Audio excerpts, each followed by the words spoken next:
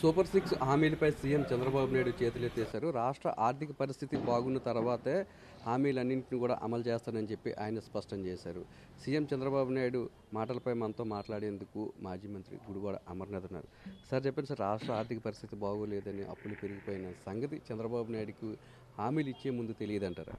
So అందుకనే ముందు ఎన్నికలకు ముందు ఆయన ఏదైతే ఆయన ఎన్నికల ప్రచారంలో కానీ లేదా దానికి ముందు జరిగినటువంటి అనేక సభల్లో కానీ ఈ సూపర్ సిక్స్ హామీలు ఇచ్చినప్పుడు ఆ రోజు ముఖ్యమంత్రిగా ఉన్నటువంటి జగన్మోహన్ రెడ్డి గారు ప్రజలందరినీ కూడా ఉద్దేశించి అసెంబ్లీ సాక్షిగా చెప్పారు, ఇది పరిస్థితి, ఇది ఆర్థికపరమైనటువంటి పరిస్థితి, ఈయన ఇస్తానంటున్నటువంటి హామీలు ఏవైతే ఉన్నాయో మేము ఇస్తున్నటువంటి దానికన్నా 3 రెట్లు ఎక్కువ చెప్తా ఉన్నాడు.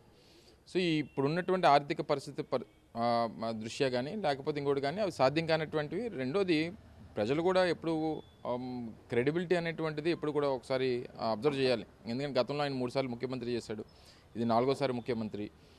గతంలో ఏ రకమైనటువంటి పరిస్థితులు ఉన్నాయో, గతంలో ఆయన ఎప్పుడైనా ఇచ్చినటువంటి ఎన్నికల హామీలు నిలబెట్టుకున్నారా లేదా, ఇవన్నీ చూడాల్సినటువంటి బాధ్యత ప్రజల మీద ఉంది. సరే, అయినప్పటికీ ప్రజలు నిర్ణయం తీసుకున్నారు, వారికి అవకాశం ఇచ్చారు. ఇప్పటికి సంవత్సరం 8 నెలలు పూర్తయిపోతూ ఉంది. ఆ ఎన్నికల హామీల గురించి అడిగితేనేమో ఆర్థిక పరిస్థితి గురించి చెప్తా ఉన్నాం. 45 సంవత్సరాల రాజకీయ అనుభవం ఉందని చెప్పుకునేటువంటి వ్యక్తి, ఆర్థిక మేధావిని అని చెప్పుకునేటువంటి వ్యక్తి, లేకపోతే టెక్నాలజీని నేనే ప్రపంచానికి పరిచయం చేశానని చెప్పుకున్నటువంటి వ్యక్తి, ఇదే జగన్మోహన్ రెడ్డి గారిని పడుకున్న ముసలిది కూడా బట్టను నొక్కేస్తుంది, నువ్వు నొక్కడం ఏంటి, పెద్ద వింత ఏంటి అన్నటువంటి మాటలు, చులకనగా మాట్లాడినటువంటి మాటలు. కానీ మరి అదే బటన్ మీరు కూడా నొక్కొచ్చు కదా. దాంతోపాటు గతంలో జగన్మోహన్ రెడ్డి గారి హయాంలో వచ్చినటువంటి డబ్బు అంతా ఏమైపోయిందంటే, ఏమైపోద్ది జగన్మోహన్ రెడ్డి గారి హయాంలో వచ్చినటువంటి డబ్బు అంతా ప్రజల దగ్గర ఉంది, రాష్ట్రంలో పేదవాడి దగ్గర ఉంది. 2,75,000 కోట్ల రూపాయలు కేవలం పేదవాడి సంక్షేమం కోసం ఖర్చు పెట్టినటువంటి ఘనత జగన్మోహన్ రెడ్డి గారిది. ఈరోజు పోర్టులు ఏదైతే నువ్వు మొన్న దావోస్ వెళ్ళి పోర్టుల గురించి గొప్పగా చెప్పుకుంటున్నామో, ఆ పోర్టుల నిర్మాణం ఖర్చు పెట్టినటువంటి డబ్బు ఉంది, ఫిషింగ్ హార్బర్లు ఖర్చు పెట్టినటువంటి డబ్బు ఉంది, లేదా ఇండస్ట్రియల్ కారిడార్లు అభివృద్ధి చేసేటువంటి దానికి ఖర్చు పెట్టినటువంటి డబ్బు ఉంది, లేదా మెడికల్ కాలేజీలకి పెట్టినటువంటి ఖర్చు ఉంది, లేకపోతే ఇంజనీరింగ్ కాలేజీలు ఏవైతే మన విజయనగరం కానీ లేకపోతే ఇతర ప్రాంతాలు, లేకపోతే ఉద్దానంలో కిడ్నీ సెంటర్కి ఖర్చు పెట్టినటువంటి డబ్బు కానీ, ఇలాగ అనేక ప్రాజెక్టులు ఖర్చు పెట్టినటువంటి డబ్బు, ఇదంతా జగన్మోహన్ రెడ్డి గారి హయాంలో ప్రజల కోసం, రాష్ట్రం కోసం, రాష్ట్ర అభివృద్ధి కోసం ఖర్చు పెట్టినటువంటి ఉన్నాయి. ఇప్పటికన్నా ప్రజలు గమనించాలి. నాకు తెలిసి ఆయన మరి ఎప్పుడు సంపద సృష్టిస్తాడో, వచ్చినటువంటి డబ్బు ఎప్పుడు పేదవాడికి పంచుతాడో, లేదా మళ్ళీ 2047 ఏదైతే ఆయన విజన్ డాక్యుమెంట్ చెప్తున్నాడో మరి 2047 వరకు ఆగమని చెప్తాడో అనేటువంటి వేచి చూడాల్సినటువంటి అవసరం ఉంది. సార్, జగన్మోహన్ రెడ్డి 99% పైగా ఇచ్చిన హామీలు నెరవేర్చారు. అలాగే చంద్రబాబు నాయుడు కూడా హామీలు నెరవేర్చాల్సిన బాధ్యత ఆయన మీద ఉందంటారు. ఇచ్చిన తర్వాత ఒత్తిడి తీసుకుని వస్తున్నాం.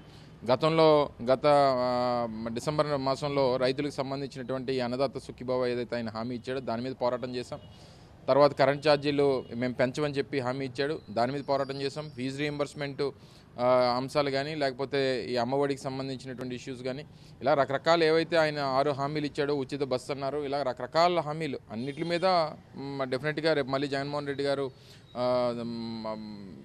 దేశానికి విచ్చేసిన తర్వాత ఏదైతే ఈ ఇష్యూస్ అన్నిటి మీద మళ్ళీ ఒక కార్యాచరణ రూపొందిస్తాం, ప్రజల్లోకి వెళ్తాం, ప్రజల్ని చైతన్యవంతులు చేసి ప్రభుత్వం మీద ఒత్తిడి తీసుకొచ్చేటువంటి బాధ్యత కూడా వైఎస్ఆర్ కాంగ్రెస్ పార్టీ తీసుకుంటుంది. అంటే భాగస్వామిగా ఉన్న పవన్ కళ్యాణ్కి చంద్రబాబు నాయుడు ఇచ్చిన హామీలను ప్రశ్నించే బాధ్యత ఉందంటారా లేదా? ఆబ్వియస్లీ ఇప్పుడు వాళ్ళందరూ ఓన్లీ పవన్ కళ్యాణ్ గారికే కాదు, పవన్ కళ్యాణ్ కానీ బీజేపీ కానీ ఎవరైతే ఉన్నారో, నాకెందుకో మీ అందరికి గుర్తుందో లేదో, ఎన్నికల సమయంలో వీళ్ళు మేనిఫెస్టో రిలీజ్ చేసినప్పుడు కూడా భారతీయ జనతా పార్టీకి సంబంధించినటువంటి ప్రతినిధి ఎవరైతే వచ్చారో, మేము దానికి మాకు సంబంధం లేదన్నట్టుగా కనీసం ఆ మేనిఫెస్టోను కూడా ఆయన పట్టుకోలేదు.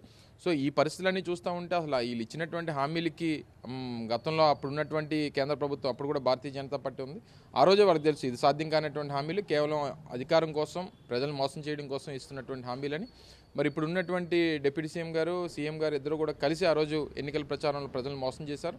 డెఫినెట్గా వీటన్నిటికీ వారు సమాధానం చెప్పాల్సినటువంటి బాధ్యత ప్రజలకి, సరే వైఎస్ఆర్ కాంగ్రెస్ పార్టీ పక్కన పెడితే రాష్ట్ర ప్రజలకు సమాధానం చెప్పాల్సినటువంటి బాధ్యత వారి మీద డెఫినెట్గా ఉంటుంది. ఆ ఒత్తిడి కూడా వైఎస్ఆర్ కాంగ్రెస్ పార్టీ వారి మీద తీసుకొస్తుంది. 40 సంవత్సరాల అనుభవం ఉంది, నేను సంపద సృష్టిస్తాను, రాష్ట్రాన్ని ఆర్థిక గాడిలో పెడతానని చెప్పిన చంద్రబాబు నాయుడు మాటలు ఏమైపోయాయి అంటారు? ఈ సంపద సృష్టి గురించి మనం తప్పార్థం చేసుకున్నాం, కానీ ఆయన కరెక్ట్గానే చెప్పాడు. వారు స్థానిక శాసనసభ్యులు కానీ లేదా వారు తెలుగుదేశం పార్టీ నాయకులు కానీ లేదా జనసేన పార్టీకి సంబంధించినటువంటి ఎమ్మెల్యేలు కానీ ఏ రకంగా సంపద సృష్టించుకుంటున్నారో అనేటువంటిది ఒకసారి ఉదాహరణకు విశాఖపట్నం జిల్లాలోనే, ఉమ్మడి విశాఖపట్నం జిల్లాలో వివిధ ప్రాంతాలకు వెళ్తే తెలుస్తాయి. ఎక్కడికక్కడ లారీలకి టోల్ గేట్లు పెట్టడం కానీ, లేకపోతే పేదవాడి భూములు లాక్కునేటువంటి పరిస్థితులు కానీ, లేకపోతే క్వారీలు ఏ రకంగా పిండి చేస్తూ ఉన్నారో స్థానికంగా ఉన్నటువంటి పార్లమెంట్ సభ్యులు కానీ, స్థానికంగా ఉన్నటువంటి ఎమ్మెల్యేలు కానీ, మంత్రులు కానీ తెలుగుదేశం పార్టీ జనసేన పార్టీకి సంబంధించినటువంటి ప్రతినిధులు కానీ ఏ రకంగా దోపిడీ చేస్తూ ఉన్నారో వాళ్ళు ఏ రకంగా సంపద సృష్టించుకుంటున్నారో అనేటువంటి కనబడతా ఉంది. సో ఇవన్నిటికీ కూడా రానుటువంటి రోజుల్లో ప్రజాస్వామ్యం సరే 5 సంవత్సరాలకు ఒకసారి ఎన్నికలు వస్తాయి కాబట్టి సంవత్సరం అయింది ఇంకో 4 సంవత్సరాలు ఉంది కదా అని అంటే డెఫినెట్గా ఎప్పుడు అవకాశం వచ్చినా ప్రజలు దానికి సరైనటువంటి జవాబు ఇస్తారని చెప్పి మేము అనుకుంటాం. అంటే ప్రజలతో కలిపి ఏ విధంగా మీరు పోరాటం చేయబోతున్నారు? ఈ ప్రజాస్వామ్యంలో మనకు ఉన్నటువంటిది ప్రభుత్వాన్ని ప్రశ్నించడం, ప్రజల్ని చైతన్యవంతులు చేయడం, ప్రజలు ఏ రకంగా మోసపోయారు, గతంలో ప్రభుత్వం ఏ రకంగా ఉండేది, ఇచ్చినటువంటి హామీని నిలబెట్టుకుంటే ఏ రకంగా పేదవాడికి మంచి జరిగేది, ఈరోజు జీఎస్టీ రెవెన్యూస్ చూసుకున్నా లేదా పేదవాడి ఇంట్లో వారి పరిస్థితులు చూసుకున్నా లేకపోతే ఇప్పుడు ఉన్నటువంటి నిత్యావసర ధరలు చూసుకున్నా ఇవన్నీ చూస్తే వారి కంపారిజన్ అనేటువంటి గత సంవత్సరం పండగ ఎలా చేసుకున్నాం, ఈ సంవత్సరం ఎలా చేసుకున్నాం, గత సంవత్సరం మన ఇన్కమ్ ఏ రకంగా ఉండేది, ఈ సంవత్సరం మనకి ఇన్కమ్ ఎలాగ ఉంది, ప్రభుత్వం మనల్ని చొరవగా చూసుకుంటుందా లేదా అనేటువంటి ఇవన్నీ కూడా క్లియర్గా ప్రజల్లో వాళ్ళ వ్యత్యాసం అనేటువంటి కనబడుతుంది. సో వాళ్ళని చైతన్యవంతులు చేసి రోడ్డెక్కించి డెఫినెట్గా వారి ముందు మేము వైఎస్ఆర్ కాంగ్రెస్ పార్టీ నాయకత్వం అంతా ఉండి కూడా పోరాటం చేస్తాం. ఎన్నికలకు ముందు చంద్రబాబు నాయుడు ఏదైతే హామీలు ఇచ్చి అధికారంలోకి వచ్చారో ఆ హామీలను నిలబెట్టుకోవాల్సిన బాధ్యత ఖచ్చితంగా చంద్రబాబు నాయుడుకి ఉందని, ఈ హామీలు ఇచ్చే ముందు చంద్రబాబు నాయుడుకు రాష్ట్ర ఆర్థిక పరిస్థితి బాగోలేదన్న సంగతి తెలియలేదా? చంద్రబాబు నాయుడు హామీలు నిలబెట్టుకోలేనట్లయితే ప్రజలతో కలిసి పెద్ద ఎత్తున పోరాటం చేస్తామని, అలాగే చంద్రబాబు నాయుడుతో పాటు హామీలు అమలు చేయాల్సిన బాధ్యత పవన్ కళ్యాణ్ బీజేపీ మీద కూడా ఉందని చెప్పి మాజీ మంత్రి గుడివాడ అమర్నాథ్ పేర్కొంటున్నారు. కెమెరామెన్ రమేష్తో నాయుడు, విశాఖపట్నం నుంచి.